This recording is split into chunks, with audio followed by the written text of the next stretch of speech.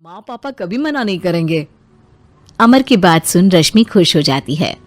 ऐसे ही दिन बीतते हैं और देखते ही देखते लॉकडाउन खुल जाता है, जिसके अगले ही दिन अमर अपने परिवार के साथ रिश्ता लेकर रश्मि के घर पहुंच जाता है।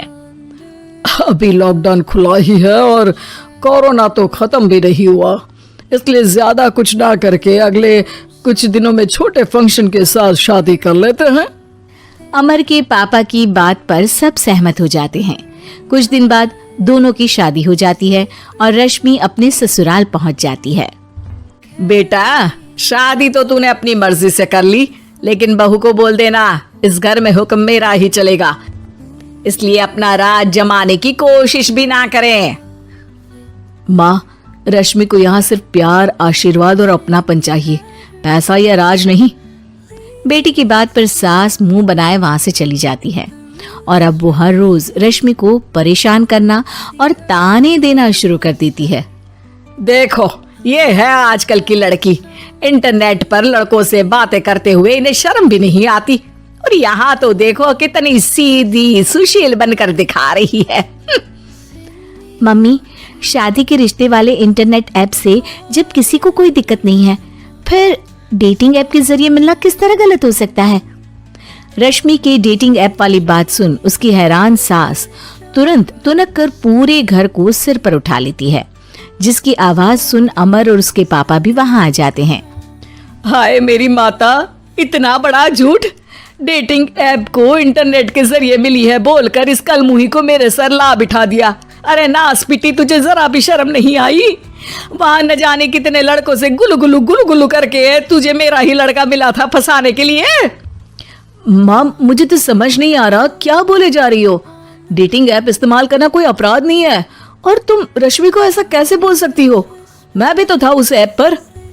पहले उसके लिए माँ से झूठ बोला और अब लड़ाई कर रहा है। सास और अमर की बात सुनकर रश्मि हैरान खड़ी रहती है। अमर, तुमने घर में झूठ क्यों बोला? ये सब देख रही हो ना, इसी की वजह से झूठ बोलना पड़ा। एक तरफ अमर और रश्मि की ये बात चल रही होती है, वहीं दूसरी तरफ सास का नॉन स्टॉप क्लेश सबको परेशान कर देता है। सब एकदम चुप, जो हुआ सो हुआ, अब मुझे कुछ ना सुनाई दे। पति की बात सुन सास चुप होकर वहां से चली जाती है, लेकिन अब वो रश्मि के सिर दुनिया भर के सारे काम डालकर उसका जीना पहले से भी ज्यादा मुश्किल कर देती है। मम्मी, मैं आपका गुस्सा समझ सकती हूँ, आपको जो करना है कर लीजिए, मैं कभी कुछ नहीं बोलूंगी। उम्मीद है किसी दिन तो आपका गुस्सा शांत होगा और नफरत प्यार में बदलेगी।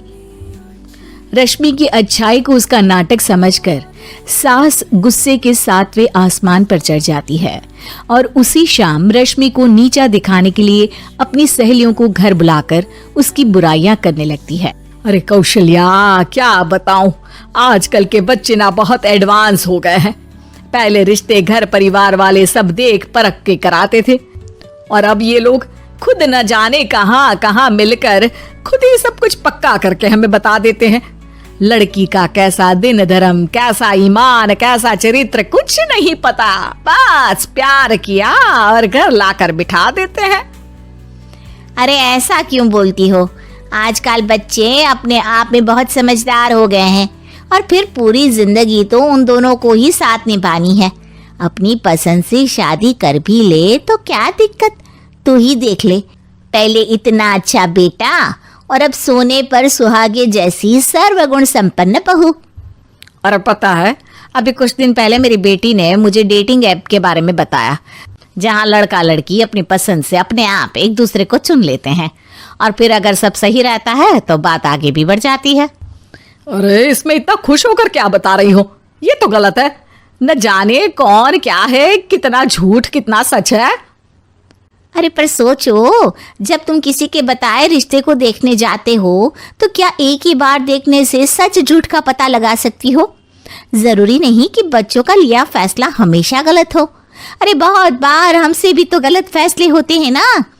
अच्छे बुरे लोग तो हर जगह मिल सकते हैं, फिर इसमें सिर्फ बच्चे ही गलत कैसे?